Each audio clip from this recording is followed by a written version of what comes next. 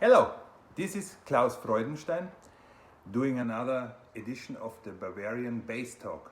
And the ones who followed that know that I'm traveling almost all over the globe to have conversations with famous, important bass players that put a big input in the music world with the bass. Today I am in Miami, Florida, and I'm talking to Matt Bonelli, former bassist of the famous Bee Gees. Welcome, Matt. Thank you for having me. My first question is, of course, you played 12 years with the Bee Gees. Yes. What is your most important experience out of that time? Well, of course, as you might imagine, there were many. For me personally, there were several that always stick out in my mind. One was the first large concert we played was in Ireland. In Ireland? And it took place in a racetrack. Uh-huh. So they had, constructed the stage across from the grandstand, and then there was the center of the track, and then they built the stage across from the grandstand. Mm-hmm. So being from living many years in Florida, I thought, oh, this will be wonderful. People will have coolers and blankets and sit on the grass and watch the concert. When we walked up on stage, there were 40,000 people standing shoulder to shoulder all the way across the infield, and then people in the stands. So that was kind of a shock. And then they're Irish, so they sang every word of every song for almost 2 hours. It was wonderful. I believe. And your impact as a bass player to the Bee Gees. How would you describe your style in playing, and also like the impact you could give to the band through your personally style of playing? Well, when I first started playing with them, I viewed it the opposite way, because they're the ones that composed the songs, and they pretty much crafted every note of every beat of every bar. So my job at first, I believe, was to replicate exactly what they had recorded, so that when we performed for the audience, it would sound like the music that they knew. And that is easier said than done, for different feels. The music covered from the late 60s all the way up to, I started in 1993 and played till almost 2005. It's a long span. And they had a long career, and their sound kept changing. Because they would be into dance music, they were in folk music, they were in Beatles music, they were rock music, So the function of the bass is a little different for each of those. Primarily to provide a foundation and accompany the vocals, So that's how I approached it at the beginning. And then they didn't want it to be stagnant, so anything that I could bring to the music to breathe life into it was always welcome. I mean, not to overplay and add a whole bunch of stuff, but just to make it sound like I just thought of it, rather than here's bar 17 again, And when you look back at this time, and you look also in the same moment at the current situation in music, or let's say special in the bass playing, electric bass or double bass, maybe that's another thing, but how would you see the differences from, let's say, the 1970s, 80s, comparing this now? Well, there is a difference.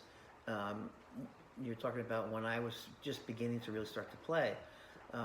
There was a huge difference between what an electric bass was supposed to sound like and do, and what an acoustic bass or upright bass. Also how it had to sound. Yes. In the late 60s and early 70s, the amplification equipment and pickups and microphone systems for acoustic bass, double bass, were not very good. It took a long time for that to get better, but the early players were all trained properly. As a young boy, I liked to listen to Richard Davis and Ron Carter. Later, Scott LaFaro and Paul Chambers. There's a long list. But the first time I heard Richard Davis play, it was with the Thad Jones Mel Lewis Big Band in the Village Vanguard in Manhattan, and he had no amplifier. He had no amplifier. And he blew me out of my seat. And it Unbelievable. didn't look like he was yeah. overplaying the bass. It was just how well he had learned the instrument. It was a huge instrument. So that was different.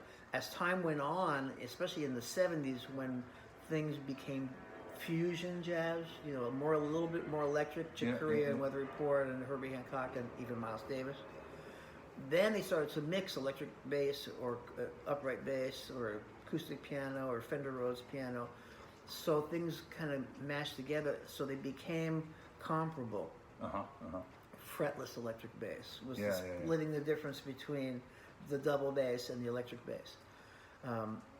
But it widened the palette of what kind of sounds were expected from the bass.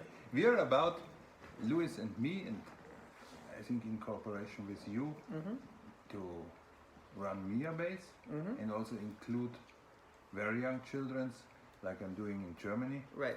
What do you think about this idea? I think it's a great idea. It'll be difficult to begin it.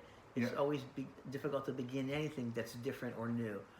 The one thing that I've learned in my career and watching other people teach and friends and the whole Suzuki method when it began is children that are, you know, younger are fearless. They don't know any better. They have nothing to lose. They don't get embarrassed. When you're dealing with a teenager or an adolescent, they're afraid to make a mistake because very different. You know, very different. Yeah. So it's kind of fun at that age, and it can be fun, and it's usually more about the music and getting something accomplished than the competition and all that stuff that comes later. And to finish the conversation, do you have a funny story or something that you can tell from your career with the Bee Gees or something that comes to your mind? Wow, that was really something special. Or well, there's a couple. There's only a couple that I can tell you though. This one I always thought was kind of funny. Before I was with them, they were working in the studio late one night. Barry Gibb was in the studio with his best friend, who was a giant comedian. And as they left the studio, his friend was driving the car. There was a little bar down the street, and it had a marquee. And on the marquee it said, "Tonight only, Bee Gees look-alike contest. First prize, $100. And I've heard the story secondhand, but I'm sure it's true. So Barry looks at his friend David and goes, no. And of course, David pulls the car into the parking lot, gets out, pulls Barry out of the car, and they go in. And Barry came in fourth. And when they were leaving, his friend David says to the manager, it's really him. And he went, listen, buddy, the contest is over. That's it. I thought that story was hilarious when I heard it. That's a cool one, yeah. So I want to thank you very, very much. My pleasure. For that conversation. It was great to talk, and we'll do it again. We do it again. Okay. Thank you very much. Thank you.